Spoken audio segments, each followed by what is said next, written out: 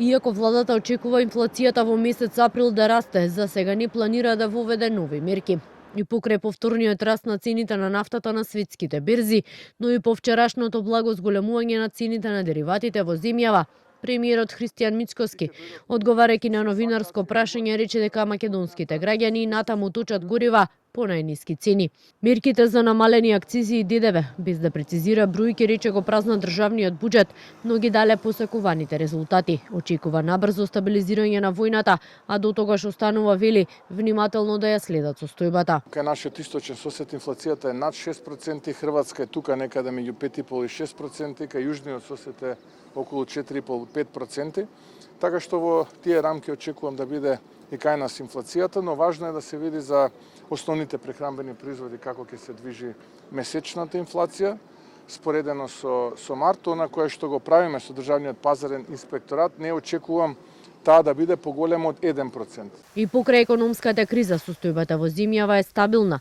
Според Мицкоски, владината финансиска поддршка за компаниите довела до поголема инвестициска активност и отворање на нови околу 15.000 работни места за една година. Доаѓаме до една состојба која што во моментот е околу 710.000 вработени и под 90.000 невработени, кои што се пријавени. Невработените се водат како работоспособно население од 15 до 65, тоа се две генерации, 15 и 16 години средношколци, а средното образование е задолжително.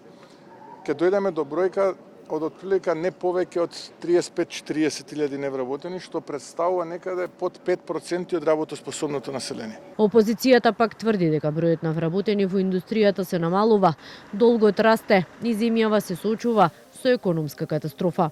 Економијата оди надоле, сиромаштијата расте, работните места исчезнуваат и инфлацијата силно забрзува.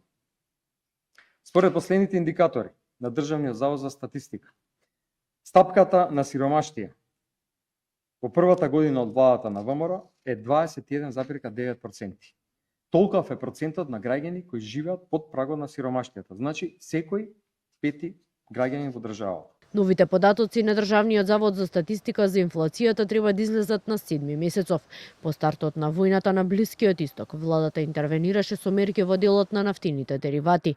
На сила и натаму се намалените акцизи кај дериватите и повластината стапка на ДДВ од 10% само за бензините.